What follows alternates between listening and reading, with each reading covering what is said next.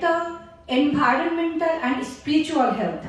তো spiritual health না হলে একটা ফুলফিল অফ দ্য হেলথের ডেফিনেশন হবে না। সো আমরা অ্যাট দ্য এন্ড আমরা হ্যাপি এবং হেলদি থাকবো। কি করে থাকবো? আমাদের অনেক কিছু চাই, কিন্তু আমরা সেটা কেন পাই না? আমরা যখন জন্মগ্রহণ করি, we have like infinitive potential within us. আমরা জীবনে সাকসেসফুল হতে পারি, কিন্তু কেন আমরা ফেলিওর হই? বিকজ মোস্ট অফ আস, আমি আমার কথাই বলছি, কারণ আমি পারিনি এখনো ঠাকুরের হয়ে উঠতে। ঠাকুর বলেছেন যজন যাজন ইষ্টভীতি, যজন নিজেকে তৈরি করো কিভাবে ঠাকুরের কথা মেনে এবং নিজের জীবনে ইমপ্লিমেন্ট করে। এবং যাজন মিনস যখন আমি তৈরি হব, তখন আমি যেন অন্যকে তৈরি করতে পারি। তো সরি ফর দ্যাট, আমি নিজে তৈরি হতে পারিনি, কিন্তু আমি চেষ্টা করছি এবং আমি বলছি যাতে আমার একটু হেল্প হয়, আমি যাতে ঠাকুরের হয়ে উঠতে পারি। তো ঠাকুর, হ্যাঁ, সবাই আমরা সাকসেসফুল হতে চাই জীবনে, কিন্তু আমরা কেন ফেলিয়ার হই? Because most of us, we don't have self-confidence within us, and most of us, we can't deal a balanced life. So কি করে আমরা ব্যালেন্স লাইফ করতে পারি এবং কি করে আমরা সেই উইকনেসটাকে, সেই কনফিডেন্স উইকনেসটাকে দূর করে কনফিডেন্স লেভেলটাকে বাড়াতে পারি? তো সেটা ঠাকুরকে না ধরলে হবে না, কারণ এটা খুবই ডিফিকাল্ট। 5 মিনিটসে আমি ঠাকুর সম্পর্কে বলে গেলাম এবং সেটা খুবই কঠিন কাজ। তো ঠাকুর সত্যানুসরণ লিখেছেন, যেটা আমাদের কাছে একটা বাইবেলের মতো। প্রত্যেকটা লাইন, প্রত্যেকটা word is very very important. প্রথম লাইনে ঠাকুর লিখেছেন, সর্বপ্রথমে আমাদেরকে দুর্বলতার বিরুদ্ধে যুদ্ধ করতে হবে। So first of all we have to find out what is my weakness. যদি আমি সেই উইকনেসটাকে দূর করতে পারি, তবে আই উইল বি সাকসেসফুল। তো একটা আমি এগোলাম যে আমি কনফিডেন্স লেভেলকে আমি উতরাতে যদি পারি, এবং ব্যালেন্স লাইফ। তো আমরা অনেক সময় কাজের জন্য আমরা ব্যালেন্স হতে পারি না। অ্যাজ ফর এক্সাম্পল, আমি বাইরে কাজ করছি, বাড়িতে কাজ করছি, আমি টায়ার্ড হয়ে পড়ছি, I don't have any balance life. কিন্তু ঠাকুরকে নিয়ে যদি আমি চলতে পারি, আমি গ্যারান্টি দিয়ে বলতে পারি, যদি ঠাকুর যেভাবে বলেছেন সেইভাবে যদি চলতে পারি, we will be able to deal a balanced life and we will be successful in our life. তো কেন আমরা ব্যালেন্স লাইফ করতে পারি না? We have too many complexes in our life. Like if we don't have like Adarsha, like Thakur in our life, then all the complexes গুলো আমাকে ঘিরে ধরে থাকবে। আমি সেই কমপ্লেক্স থেকে বাইরে বেরোতেই পারবো না। কিন্তু যখন ঠাকুর আমার সঙ্গে থাকবেন, আমি ঠাকুরকে ভালোবাসবো, ঠাকুরকে আমার জীবনে প্রতিষ্ঠিত করতে পারবো, তখন আমি সেই কমপ্লেক্সটাকে পেনিট্রেট করে বাইরে বেরোতে পারবো। কমপ্লেক্স থাকবে এবং কমপ্লেক্সটা ভালো এই অর্থে, তাকে খারাপ থেকে আমরা ভালোর দিকে ডাইরেক্টেড করতে পারবো ইফ উই হ্যাভ গুরু আদর্শ ইন আওয়ার লাইফ। সো ইসলাম ধর্মে বলে যে কাফের, কভার বাই কমপ্লেক্সেস। তো কাফের কারা? যাদের কমপ্লেক্সেস আছে, আর যাদের কমপ্লেক্সেস নেই তারা ধার্মিক। তো আমরা এমনি ধার্মিক হতে পারবো না। এবং আমরা যদি বলি না আমি ভালো কাজ করি, কেন আমি ঠাকুরকে ধরবো, আমি মানুষের উপকার করি, ঠাকুর যেটা বলেছেন আমি সেটা করি, আমি কখনোই খারাপ কাজ করি না, কিন্তু আমি কিভাবে আমি নিজেকে মেজার করব?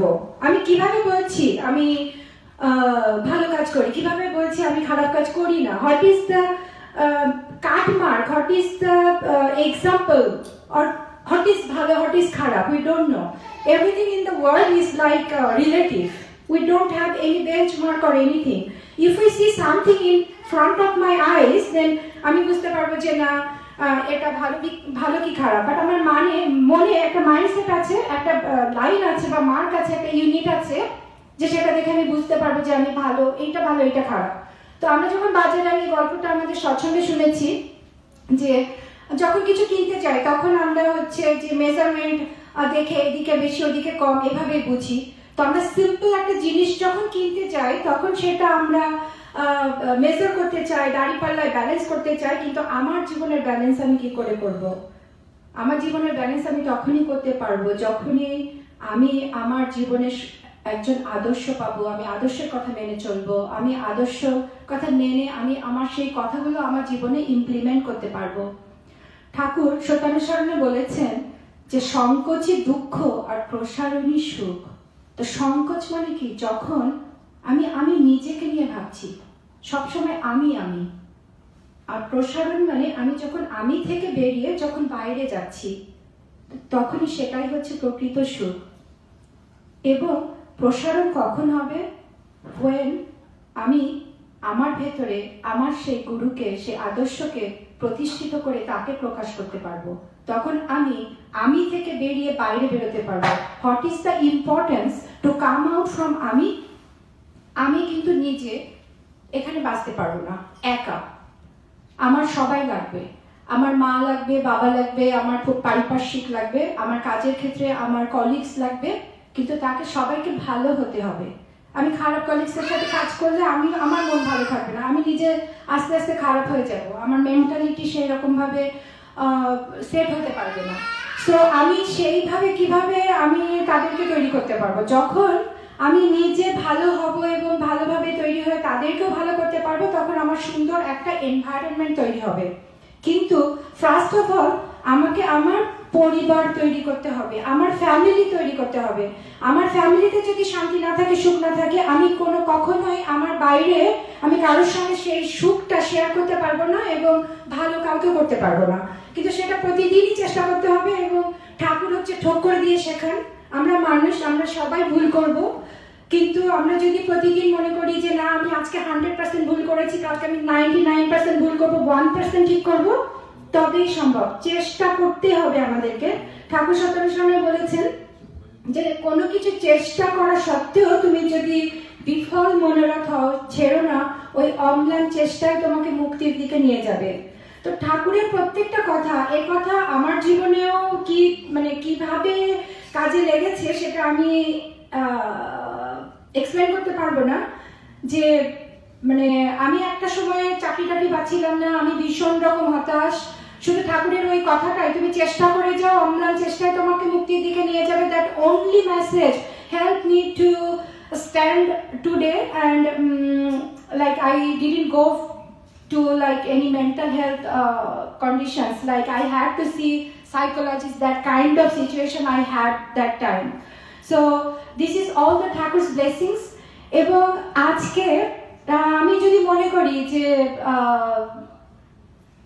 আমরা ঠাকুরকে যদি আমি না ভাবি, আমার এই অস্তিত্ব, আমার সেই জন্ম থেকে আজকে পর্যন্ত নট অনলি জন্ম থেকে, জন্মের আগে থেকেই আমার সবকিছু তারই দান। আমাদের কিছু দেওয়ার তার নেই, আসলে আমরা তাকে কিছু দিতে পারি না, কারণ তার সবকিছুই দান। তিনি পৃথিবী সৃষ্টি করেছেন, তিনি আমাকে সৃষ্টি করেছেন। I don't have anything to offer him. যে আমাদের আসলে সৎসঙ্গে না এলে আমরা জানবো না। সৎসঙ্গের 5টি স্তম্ভ বলে আর কি, pillar of Satsang is one is যজন যাজন ইষ্টভৃতি সস্তনী সদাচার। একটা হচ্ছে ইষ্টভৃতি। ইষ্টভৃতি হচ্ছে আমার মঙ্গলের জন্য আমি ইষ্টকে কিছু দান করতে হয়। তো সেটা সম্পর্কে অনেকের মধ্যে একটা ধারণা আছে যে ইষ্টভৃতি আমি কেন দেবো, আমি ঠাকুরকে ডাকছি, ঠাকুরকে আমি পয়সা কেন দেবো? অন্য কোথাও গেলে তো আমার ঠাকুরকে পয়সা দিতে হয় না, ঠাকুরকে আমি পয়সা দিচ্ছি না, ঠাকুরের পয়সার দরকার নেই। এটা আমার মঙ্গলের জন্য। আমার যত বাধা আছে আমার জীবনে, ইষ্টভৃতি সেই রক্ষা কবচ হিসেবে কাজ করে। এবং শ্রীকৃষ্ণ বলে গেছেন যে আমাকে না দিয়ে যে খায় সে চোর। তো আমরা যখন সকালে উঠে তাকে নিবেদন করি, তার কথা স্মরণ করে যখন আমরা কাজে যাই, তখন সবটাই আমাদের ভালো হয়। আমরা এটা কোনো মিরাকল না, জীবনে কঠিন কিছু আসবে, সমস্যা আসবে, বাট আমরা সেটা থেকে এনিহাও একটা বাঁচার পথ পেয়ে যাব। জানি না কিভাবে পাই, বাট পেয়ে যাই, পাওয়া হয়ে যায়, যেন মনে হয় যে কি করে যেন সলিউশনটা হয়েই গেল।